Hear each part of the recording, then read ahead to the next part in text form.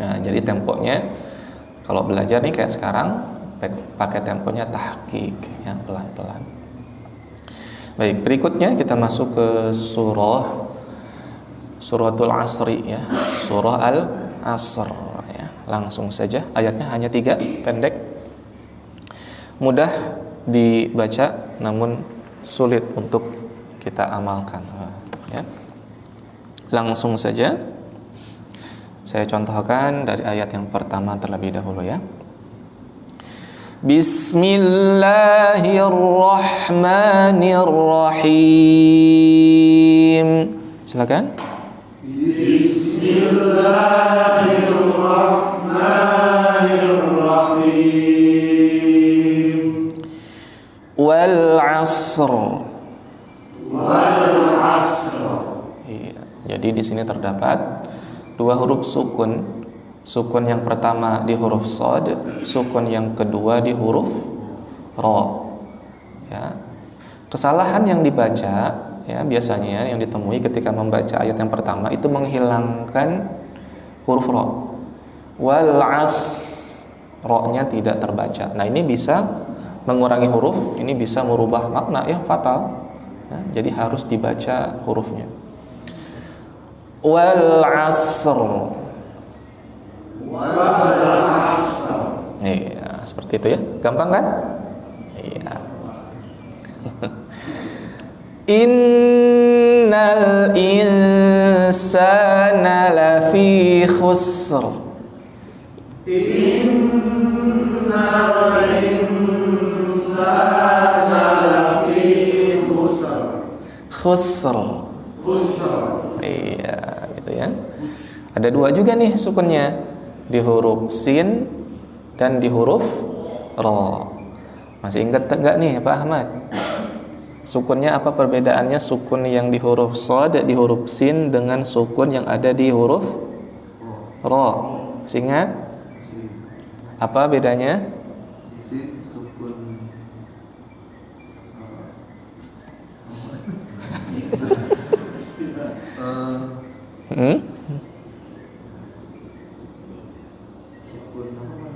Sukun asli. Sukun asli. Kalau yang ra itu sukun palsu.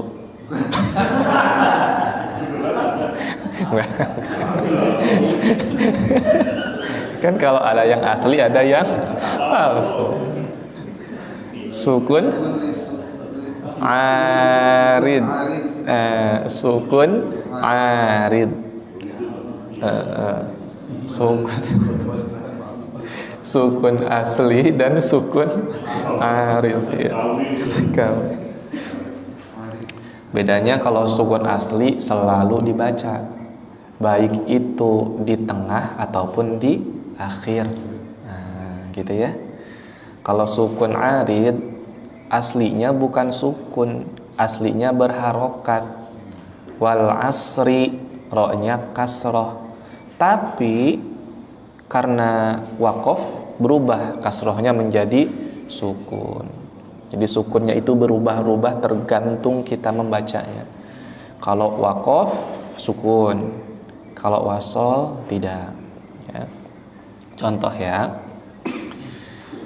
Wal asri innal insana lafi khusr. Silakan diwasol 2 ayat. Diwasol dari ayat 1 dan ayat 2. Diwasol itu digabung bacanya, tidak putus. Wal asri innal insana lafi khusr. Wal asri innal insana lafi khusr. Iya, begitu ya. Jadi cara berhentinya ro-nya tetap dibaca, disukunkan ya. Kemudian di ayat yang kedua diawali dengan kata inna. Itu ada gunnah. Namanya gunnah musyaddadah. Gunnah yang paling sempurna ya. Inna, coba. Inna Kemudian di yang kedua ada kata al-insan, sama juga ya, nun sukunnya didengungkan ya. Baik. Kemudian illalladzina amanu wa 'amilus solihati wa tawasaw bil haqq.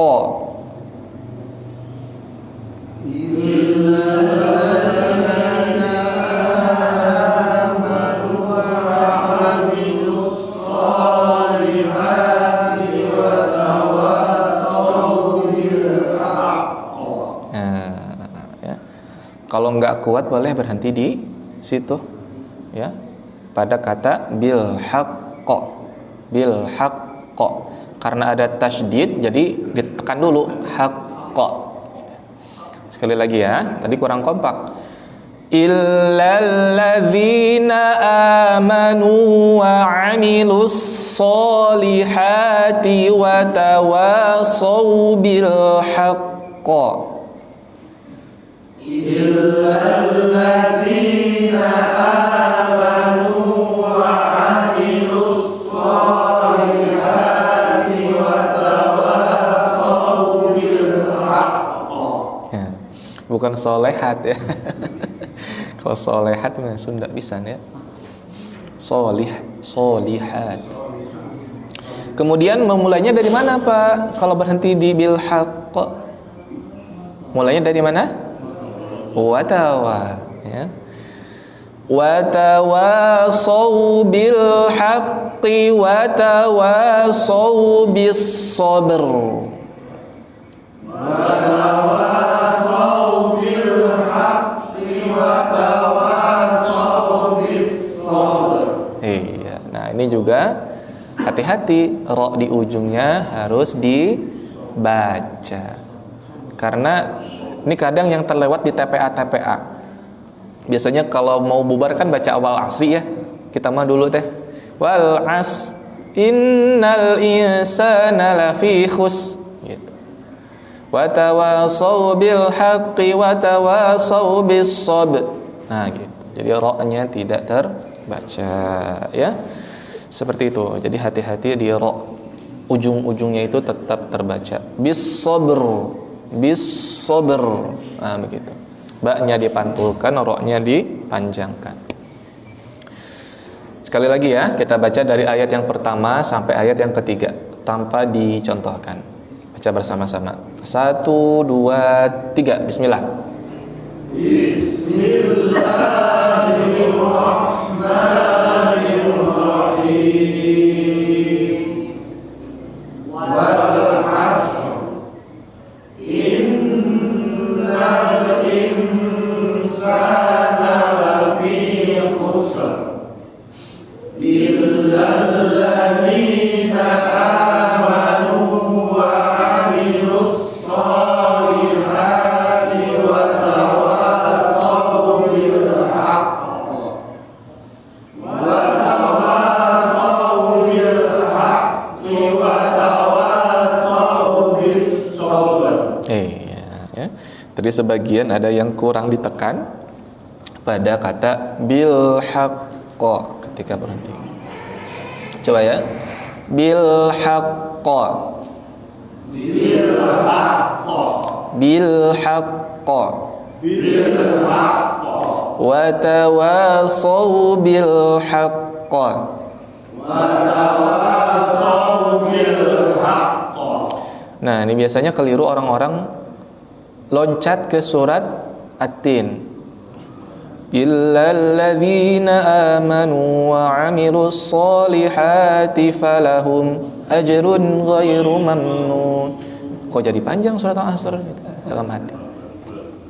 Atau bisa juga loncatnya ke surat Al-Balad. Wa tawasaw bis sabri wa tawasaw bil marhamah. Ulaika ashabul maimanah, dan seterusnya. Banyak ya. Kalau kurang konsentrasi, memang ayat Al-Quran mirip-mirip, banyak pengulangan kata ya. Baik, sudah bisa bacanya, sekarang kita maknai ya, kita tadabbur. wal asri, dan demi waktu, demi masa. Ya, kalau kata Raihan itu nasyidnya demi masa. Ya. Sebagian besar ulama memaknai kata wal asri itu adalah demi waktu, ya, demi masa. Sebagian ulama yang lain memaknai wal asri dengan demi waktu asar, demi waktu asar. Jadi ada dua pemahaman. Yang pertama demi waktu secara umum, tidak dibatasi subuh, zuhur, asar, waktu kapanpun. Ini mayoritas ulama, ya. Sebagian ulama memaknai waktu asar, dikhususkan pada waktu asar. Ya. Nah, di sini Allah Subhanahu wa taala bersumpah. Ada wawu di depannya. Ada wawu qasam, sumpah. Wal asri, dan demi waktu. Nah, Allah Subhanahu wa taala bersumpah dengan makhluknya, dengan menggunakan nama makhluknya. Ya.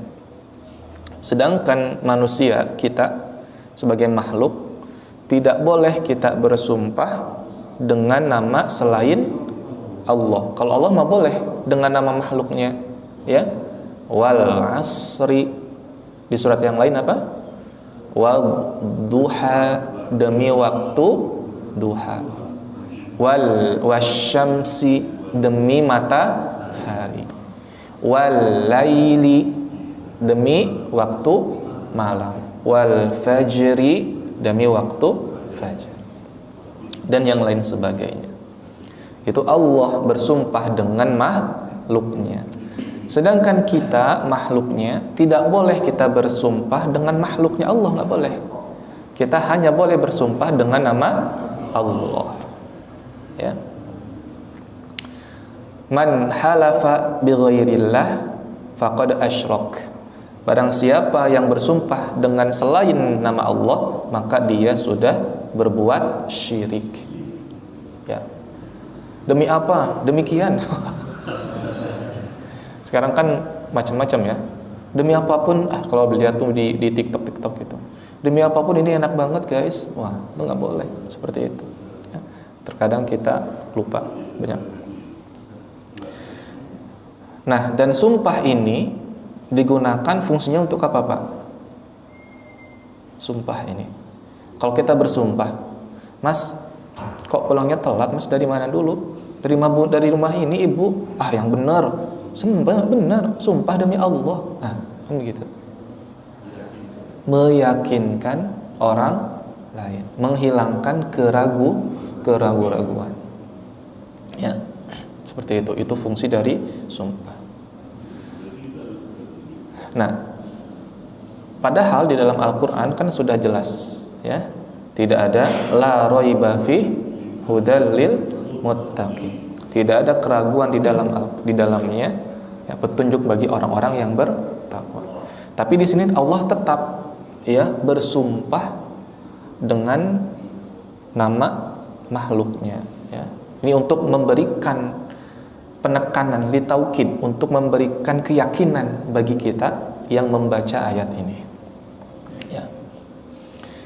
Begitu. Jadi Allah bersumpah dengan makhluknya boleh, dan pasti tidak mungkin Allah menjadikan makhluk sebagai sumpah kecuali ada pelajaran yang sangat penting di dalam sumpahnya itu. Ya. Jadi ada hikmah di balik waktu. Ya. Kemudian innal, sesungguhnya, al insan, manusia, lafi, benar-benar berada dalam khusr, kerugian. Nah, sesungguhnya manusia benar-benar berada di dalam kerugian. Nah, di sini ada 3 taukid, ada 3 penekanan. Saking pentingnya Allah memberikan 3 penekanan. Yang pertama di ayat yang pertama dengan sumpah, wal asri, demi waktu, kata Allah. Ditambah lagi, dikuatkan lagi, inna, sesungguhnya. Nah, saking pentingnya jadi udah 2 tuh. Inna, sesungguhnya. Kemudian yang ketiga penekanannya di mana? Pada huruf lam, lafi. Ya, kenapa tidak innal insana fi khusr? Kenapa ada lafinya, ada la-nya? Itu untuk menekankan lagi, untuk menekankan lagi. Kalau innal insana fi khusr, sesungguhnya manusia dalam kerugian. Kalau tidak ada lamnya, artinya begitu, dalam kerugian. Kalau ada tambahan lam, sesungguhnya manusia benar-benar berada dalam kerugian. Ini ada 3, ya. Ada 3 penekanan. Yang pertama sumpah, yang kedua pada kata inna, yang ketiga pada la. Ya. Jadi benar-benar seluruh manusia itu, kita semuanya itu benar-benar berada dalam kerugian. Ya. Kerugiannya apa? Perasaan saya jualan lancar-lancar aja, untung-untung aja, ya kan? Kerja gaji besar, anak-anak sehat semuanya, istri cantik, apa ruginya? Kalau dipikir-pikir kan? Nah, ruginya di sini menurut ulama adalah rugi, ya, waktu, dalam hal waktu, ya. Jadi waktu itu jika kita gunakan dengan sia-sia, maka kita akan rugi. Bagi seorang muslim, waktu itu lebih berharga daripada uang, ya kan? Waktu itu kan modal hidup, ya Pak, ya. Bapak kalau nggak punya waktu bisa nyari uang nggak? Nggak bisa. Bisa ibadah nggak? Nggak bisa, ya. Jadi waktu itu bagi seorang muslim sangat berharga. Kenapa? Kalau baju atau barang-barang nggak laku dijual, masih bisa kejual nggak nanti besoknya? Masih bisa. Tapi kalau waktu yang kita buang-buangkan, Bapak, kita hidup sudah berapa lama? Ada 30 tahun, 40 tahun, ya, 50 tahun.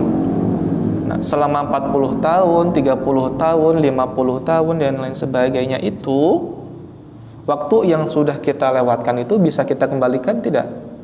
Nggak bisa, ya. Kata Rasulullah SAW, min husnil Islam, ya, min husnil Islamil mar'i tarkuhu ma la ya'nihi. Merupakan ciri-ciri indikator baiknya Islam seseorang itu dia meninggalkan sesuatu yang tidak berguna.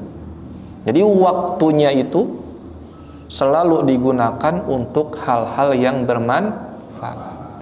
Coba kita renungkan, selama kita hidup, waktunya banyak digunakan untuk manfaatnya atau banyak digunakan untuk yang sia-sia. Ini kan jadi bahan renungan kan buat kita kan?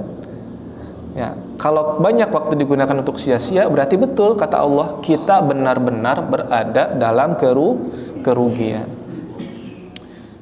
Anggaplah kita waktunya kita gunakan untuk bermanfaat. Sholat aja misalnya, ya. Sehari 1 kali waktu kita sholat berapa lama? Misalnya 10 menit. 10 kali 5, 50 menit untuk sholat. Ya 1 jam lah, ya, kita bulatkan sama zikir dan yang lain sebagainya. Sisanya 23 jam itu, nah kita gunakan untuk apa? Kan? Katakanlah itu pun kalau yang 1 jamnya itu sholat kita diterima, sholat kita maksimal, ya. Gimana kalau sholat kita banyak bolongnya, ya, sholat kita tidak khusyuk dan yang lain sebagainya, banyak kurangnya. Nah itu menjadi tambahan kerugian bagi kita juga. Nah oleh karenanya kita harus senantiasa mengisi waktu kita dengan hal-hal yang positif. Karena kalau waktu kita tidak gunakan dengan hal yang positif, pasti akan kita gunakan untuk hal-hal yang sia-sia. Itu udah pasti tuh. Seperti itu. Dan kan sekarang banyak yang istilah kayak gini ya. Salah satu cara agar kita bisa menilai kita itu rugi apa enggak begini. Kita pernah enggak suatu waktu itu kita ngerasa, duh, enggak ada kerjaan apa-apa nih, kayak gitu kan. Bete gitu kan. Suntuk, gabut lah kalau kata bahasa orang-orang anak muda sekarang. Enggak ada kerjaan di rumah ngapain ya. Nonton TV. Nah, itu kita sudah rugi berarti. Karena kita sudah menyia-nyiakan waktu. Padahal apa? Al-Quran kita belum hafal, ya kan? Hadis-hadis banyak yang belum kita baca. Al-Quran belum juga kita bagus bacaannya. Kok masih bisa kepikiran, duh, suntuk nih nggak ada kegiatan apa-apa, kan aneh, ya nggak? Iya. Jadi ini menjadi renungan bagi kita. Surat ini, ya, memberikan pelajaran bagi kita bahwa kita harus senantiasa mengisi waktu kita dengan hal-hal yang positif. Coba kalau dipikir-pikir, ini bacaannya kan ada yang udah bagus, ada yang belum. Selama hidup kan ngapain aja? Kan gitu pertanyaannya. Tapi tidak ada kata terlambat untuk belajar. Tidak ada kata terlambat untuk memperbaiki diri, ya, untuk bertaubat. Insyaallah ya, kita niatkan mulai saat ini kita gunakan waktu kita ya untuk hal-hal yang lebih positif agar kita tidak menjadi orang-orang yang rugi. Ruginya kapan ini? Ya nanti di akhirat, kan akan ditanya sama Allah, sama malaikat. Digunakan untuk apa umurmu, kan? Seperti itu kan selama hidup di dunia. Nah, kita rugi. Kita punya modal waktu, kita tidak gunakan untuk beramal soleh, maka kita akan merasa kerugian kelak di akhirat. Illal ladzina amanu wa amilus sholihat. Kecuali alladzina amanu, orang-orang yang beriman. Ya. Jadi orang-orang yang beruntung itu adalah orang-orang yang beriman. Apakah cukup beriman? Tidak. Biasanya kata iman di dalam Al-Quran selalu berdampingan dengan kata amal soleh. Illal ladzina amanu wa amilus sholihat. Dan beramal soleh, melakukan kebaikan-kebaikan. Mungkin gak orang yang beramal soleh tapi tidak beriman? Mungkin tidak? Mungkin.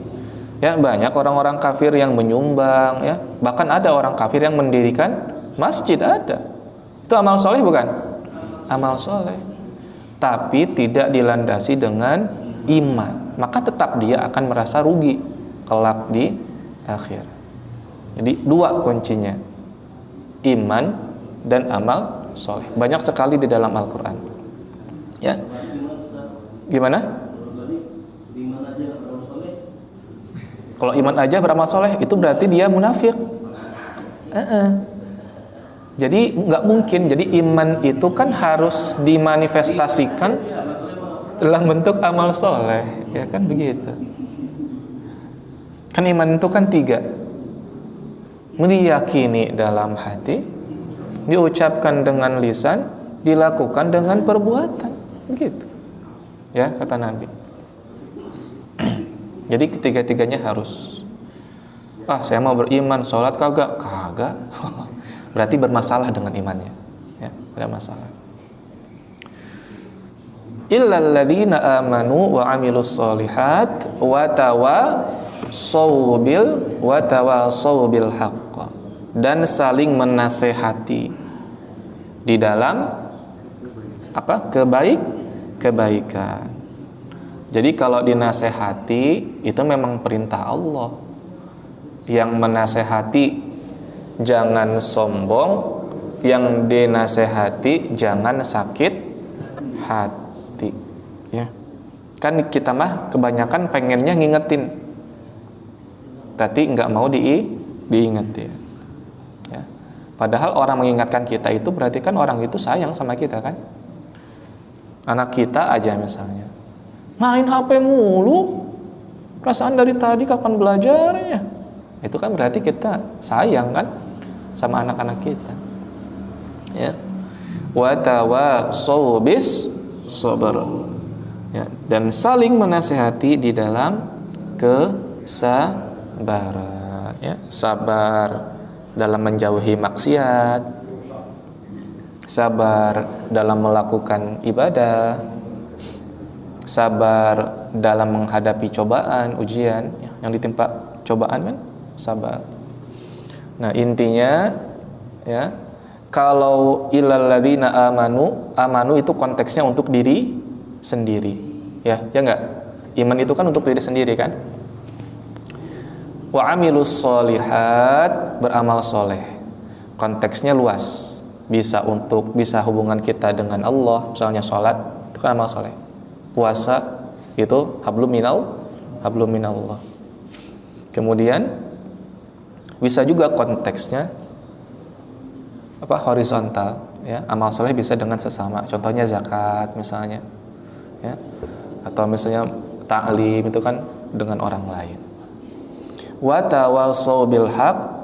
Nah, artinya di sini kita jangan sampai ingin masuk surga sendirian. Iya, kita harus ngajak-ngajak, harus nasihati orang lain, ya kan? Ya, Masya Allah, makanya Al-Madinah ini luar biasa ya, ngajak orang terus untuk berkurban. Nah, ini merupakan bagian daripada implementasi dari ayat ini, ya kan? Menasihati orang dalam kebenaran dan kesabaran. Yuk kurban yuk, gitu kan? Ya, jadi surat ini sangat dalam, ya, mengajarkan kepada kita tentang pentingnya waktu dan betapa ruginya kita jika kita tidak menggunakan waktu ini dengan beramal soleh. Nah, mudah-mudahan Allah memberikan kita taufik, memberikan kita kemudahan untuk senantiasa mengisi waktu-waktu kita dengan amal-amal soleh. Itu namanya waktunya berkah, usianya berkah. Kenapa? Karena usianya dihabiskan untuk hal-hal kebaikan. Tapi nggak mesti juga kita sholat terus-terusan kan? Nggak kan? Iya, ya. Amal soleh tergantung niat. Kita kerja bisa jadi amal soleh. Kita tidur bisa jadi amal soleh. Apalagi makan, minum, mandi, semua hal positif itu bisa jadi amal soleh ketika diniatkan. Ketika diniatkan. Makan agar badan bisa sehat. Kalau sehat, enak ibadah. Kerja, menunaikan kewajiban, memberikan nafkah, itu juga ibadah. Tidur, ya, untuk mengistirahatkan tubuh kita agar tubuh kita bisa ibadah, dan yang lain sebagainya. Jadi semuanya dikembalikan kepada tujuannya untuk sarana ibadah. Wallahu ta'ala a'lam bishawab. Nah, itu untuk surah Al-Asr ya, singkatnya. Nanti insyaallah pertemuan berikutnya kita akan masuk ke surah At-Takatsur. At-Takatsur. Alhaakumut takatsur.